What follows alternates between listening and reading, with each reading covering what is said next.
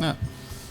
So, Anatomy of a Dick. This one we're going to look at episode 1, How to Be Better.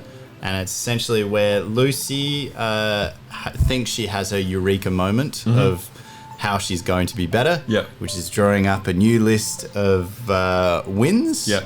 And we wanted to do that in a time-lapse, a cool time-lapse sequence where both Lucy and DiC essentially write these up overnight to the point of her passing out and waking up in the morning. Yeah, so you're building to your Victoria's moment and you're pulling the rug out from underneath. Exactly. Do these look like wins? No, those don't look like wins. These are goals. You fucked it. So yeah, so Tom had written the script for chapter 1, and again, like in there, it was just like a single sentence, like a time-lapse moment building to their crescendo. Yeah. We had set the challenge of doing a difficult shot per episode, and this was our difficult shot.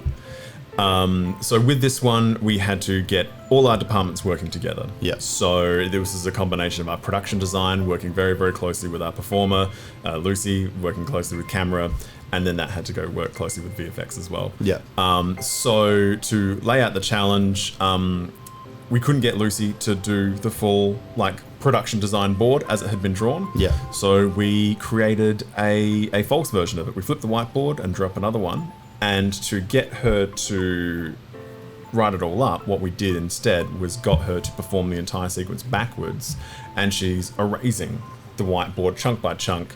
And then in the finished product, you're actually seeing that footage as she's erasing it being played backwards, which makes it look as though she's writing it. Which is pretty crazy. Yeah.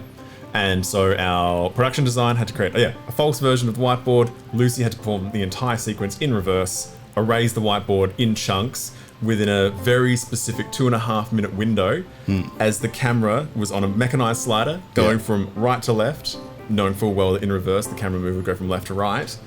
And so we had to be shouting all the cues from behind camera going, okay, now this one, now this one, now this one. And she was just like blazing through it all. Yeah. And we did do it in, was it one take?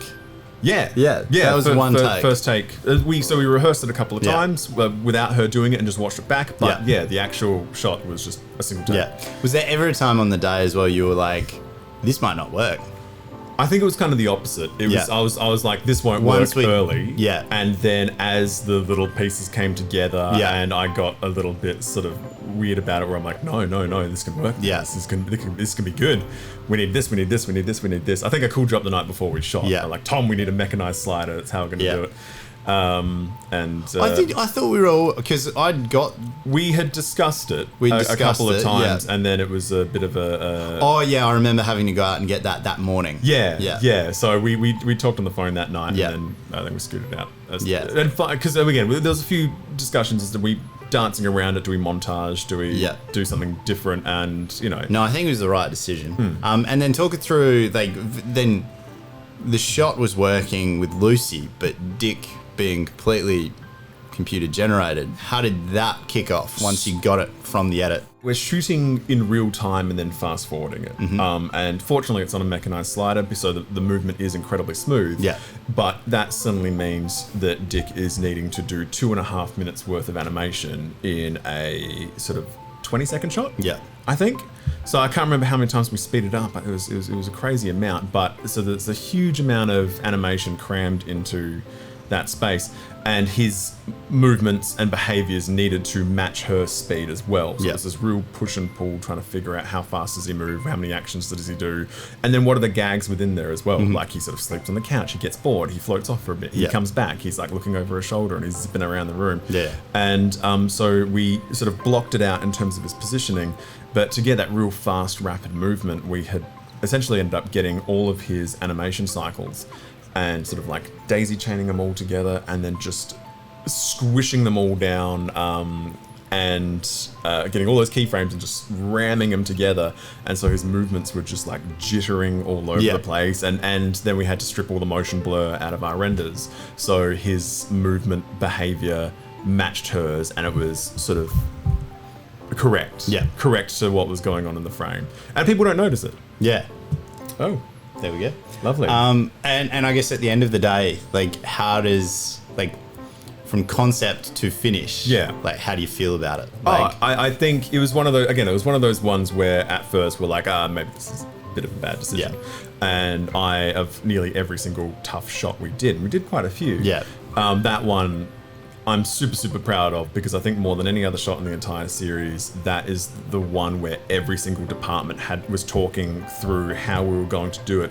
And it was really a case of all these people putting their heads together, quite literally, and just trying to figure out the mechanics of how this was going to work. And everyone was pitching in with their ideas, and with that collective kind of brains trust, we sort of puzzled it out. Exactly. So I think a contained example of everyone working together, it's perfect. Like, I love it.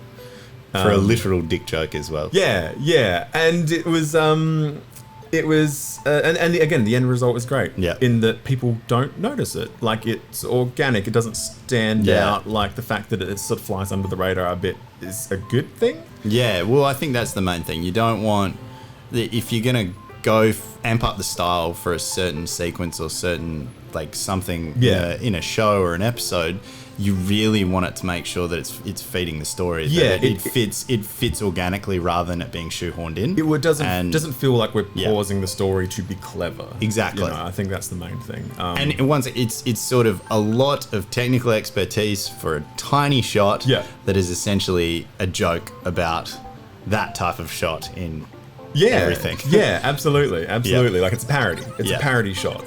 So it was pretty cool. Like, and it was one, like, I remember having that, from that initial idea to finally seeing it play out on especially the big screen. It was really cool to see that on the cinema screen. And that was awesome.